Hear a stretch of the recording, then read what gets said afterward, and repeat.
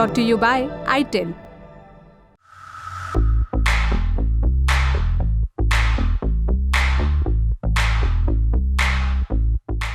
तारीख 18 दिसंबर साल 1995। जगह पश्चिम बंगाल का जिला पुरुलिया। लोग सुबह सुबह खेतों पर काम करने जा रहे थे। तभी उन्हें रास्ते में कुछ बक्से पड़े दिखाई दिए। कुछ देर तक तो लोग बक्सों को खोलने से हिचकिचा रहे थे, लेकिन कुछ देर में जब बक्से खुले तो उसमें कई खतरनाक हथियार निकले। इतने हथियार कि उनसे एक छोटी मोटी जंग तो शुरू की जा सकती थी। क्या क्या मिला बक्सों में? 300 AK-47, 15,000 कारतूस, 8 रॉकेट लॉन्चर, टैंक पर हमला करने वाले हथगोले, 9 mm के पिस्तौले, नाइट विजन ग्लास। लोग अपने साथ बक्से ले गए और उन्हें घर में रख दिया। लेकिन तब तक बात फैल चुकी थी। पहले बंगाल की सरकार और फिर केंद्र सरकार तक खबर पहुंची। फिर उनके नुमाइंदे उस जगह पर पहुंचे, घरों से हथियार बरामद किए और इस तरह उस सदी की सबसे बड़ी गुत्थी की शुरुआत हुई। गुत्थी कि ये हथियार वहां पहुंचे कैसे, किसने पहुंचाए और क्यों। ये वो दौर था जब कश्मीर और नॉर्थ ईस्ट में हालात खराब थे। नक्सल आतंकवाद अपने चरम पर था। ऐसे समय में इतने हथियार कहीं मिलना पूरे देश के लिए चिंता की बात थी। इसलिए इस केस की कायदे से तफ्तीश शुरू हुई। बाद में पता चला कि ये हथियार एक हवाई जहाज से गिराए गए थे। इसका मास्टरमाइंड डेनमार्क का किम डेवी था। मामला खुलने के बाद डेवी को पकड़ने की कोशिश हुई, लेकिन किसी तरह बचकर वो देश से बाहर भाग गया। फिलहाल वो डेनमार्क में रह रहा है। भारत की सरकार कई दफे उसके प्रत्यर्पण की मांग कर चुकी है, लेकिन अब तक उसे भारत नहीं लाया जा सका। आज हम इसकी चर्चा क्यों कर रहे हैं? क्योंकि फिर एक बार डेनमार्क की सरकार ने किम डेवी की प्रत्यर्पण की मांग ठुकरा दी है। तो आज के शो में हम जानेंगे 18 दिसंबर 1995 को हवाई जहाज से हथियारों की बारिश कैसे हुई, किसने पहुंचाए थे ये हथियार, किम डेवी की कहानी क्या है और वो भारत से बचकर कैसे निकला। नमस्ते, मेरा नाम सोनल है और आप देखना शुरू कर चुके हैं ललन टॉप का अंतर्राष्ट्रीय प्रसंगों से जुड़ा रोजाना का कार्यक्रम दुनियादारी। कहानी की शुरुआत होती है एक जहाज से। 17 दिसंबर 1995 को एक जहाज ने पाकिस्तान के कराची से उड़ान भरी और बंबई पहुंचा। ये एक रूसी जहाज था। इसका नाम एंटोनोव 26 था। मुंबई में इस जहाज में ईंधन भरवाया गया। कुछ देर रुकने के बाद इस जहाज ने फिर से उड़ान भरी। फिर यह जहाज बनारस पहुंचा और वहां से पुरुलिया की तरफ उड़ान भरी। पुरुलिया पश्चिम बंगाल का जिला है। कोलकाता से इसकी दूरी 250 किलोमीटर है। जैसे ही ये पुरुलिया के ऊपर पहुंचा, इस जहाज से पैराशूट से बंधे कई बक्से नीचे गिरे। उस रात इसकी किसी को भी कानो कान खबर नहीं हुई। हथियार गिराकर यह जहाज कलकत्ता पहुंच गया। तब तक 18 दिसंबर की तारीख लग चुकी थी। जहाज के कलकत्ता पहुंचने तक भी किसी को इस कांड की भनक नहीं लगी, लेकिन 18 को जब हथियार मिलने की खबरें फैली, सबसे पहले रूसी जहाज की खोजबीन शुरू हुई। हालांकि तब तक ये जहाज कलकत्ता से म्यांमार पहुंच चुका था। जहाज की कहानी यहीं खत्म नहीं हुई। 3 दिन बाद यह जहाज एक बार फिर भारत की सीमा में दाखिल हुआ। 21 दिसंबर को चेन्नई और फिर मुंबई के रास्ते इसे कराची निकलना था, लेकिन तब तक भारतीय एजेंसियां सतर्क हो चुकी थी। मुंबई में जहाज को रोक लिया गया। इसमें कुल 7 लोग निकले। कौन थे ये लोग? 5 लोग लातविया देश के नागरिक थे। लातविया एक यूरोपीय देश है जिसकी सीमा रूस से लगी हुई है। जहाज में एक ब्रिटिश नागरिक भी था, पीटर ब्लीच। इनके अलावा इस जहाज में मौजूद था इस पूरे कांड का मास्टरमाइंड किम डेवी। उस समय किसी को भी यह बात पता नहीं थी कि किम ही मास्टरमाइंड है, इसलिए किम सुरक्षा बलों को चकमा देकर भाग खड़ा हुआ। बाकी लोग गिरफ्तार कर लिए गए। लातविया के 5 लोगों को जेल में उम्र कैद हुई, लेकिन साल 2000 में उन्हें रिहा कर दिया गया। जेल से छूटने के बाद इन लोगों ने रूस की नागरिकता ले ली। पीटर ब्लीच का क्या हुआ? उसे भी उम्र कैद की सजा हुई। 8 साल तक वो भारत की अलग अलग जेल में बंद रहा। 30 जनवरी 2004 को भारत के तत्कालीन राष्ट्रपति APJ अब्दुल ने उसे माफी दे दी। पर आपके मन में सवाल आ रहा होगा कि क्यों? पीटर ब्लीच ब्रिटेन की एयरफोर्स और ब्रिटेन की खुफिया एजेंसी MI5 में रह चुका था। कहा जाता है कि उस समय ब्रिटेन की सरकार ने भारत पर दबाव डाला, इसलिए उसे रिहा कर दिया गया।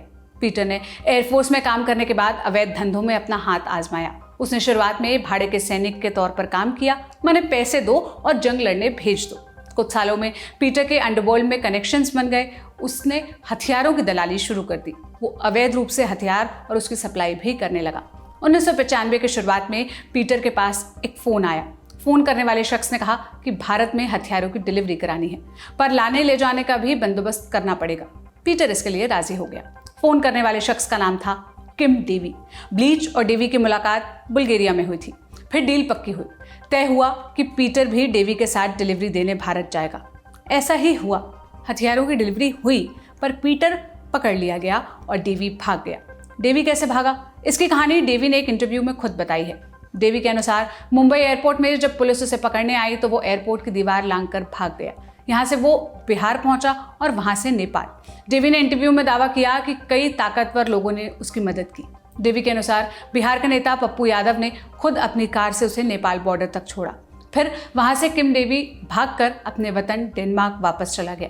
बड़ा सवाल यह है कि डेवी ने हथियार पहुंचाए क्यों और किसके कहने पर। इस केस में कई अलग अलग थ्योरीज चलती हैं।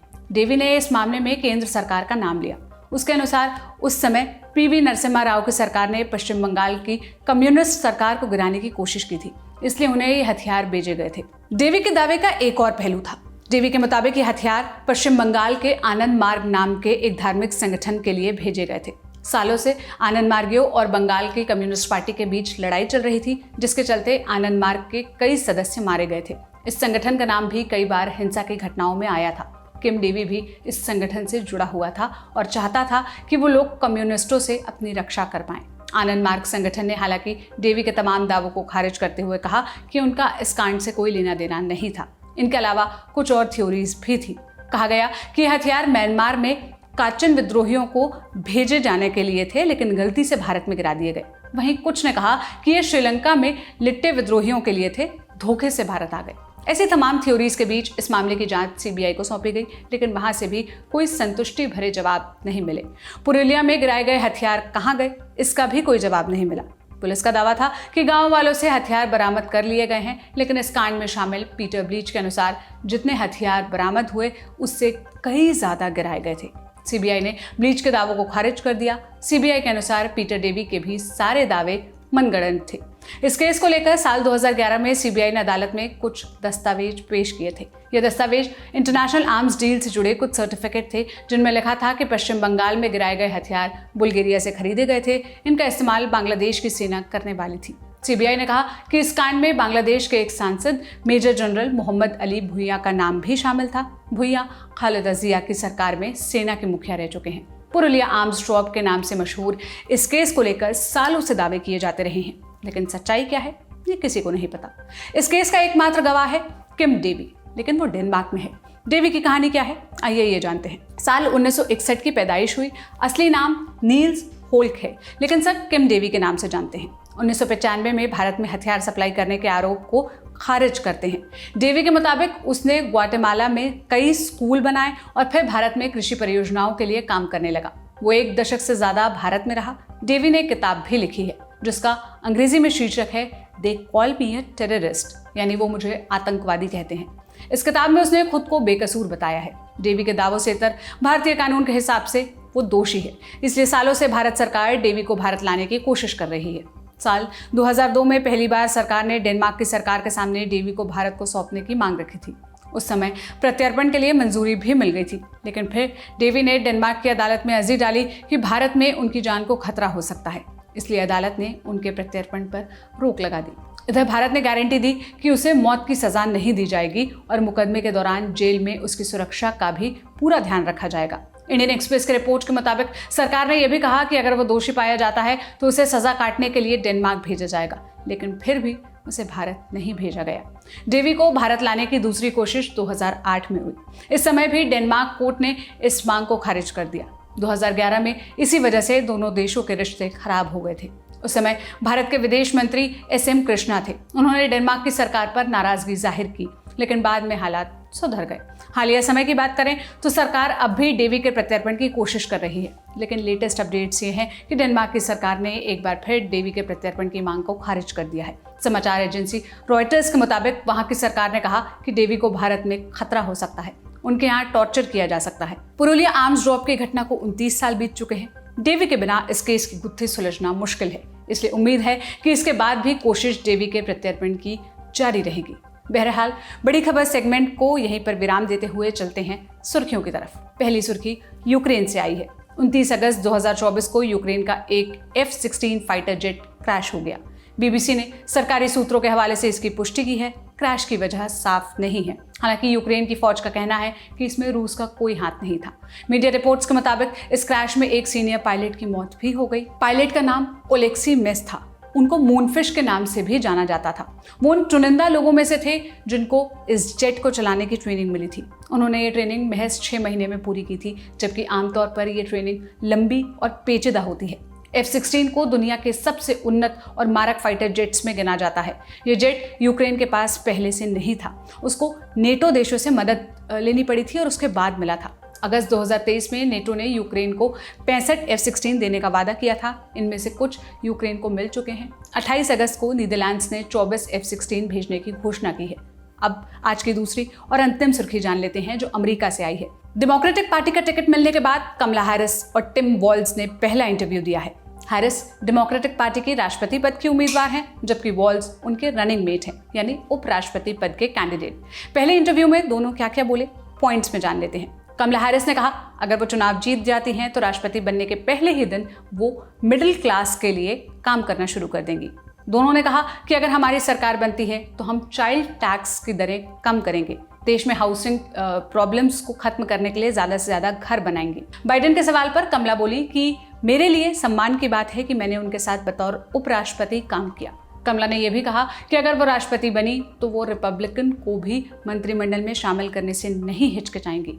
गाजा के मुद्दे पर वही पुरानी बात कही कि इजराइल की रक्षा के लिए वो तत्पर हैं, हालांकि जल्द से जल्द गाजा में युद्ध विराम होना चाहिए। तो आज का दुनियादारी यहीं पर समाप्त होता है। इन मसलों पर आप क्या राय रखते हैं, क्या कहना चाहते हैं, हमें कमेंट में ज़रूर बताइएगा। ये बुलेटिन लिखा था मेरे साथी साजिद और अंकुर ने। अब अगले हफ्ते फिर मुलाकात होगी, इसी उम्मीद के साथ विदा लेती हूँ। शुक्रिया, शुभ रात्रि।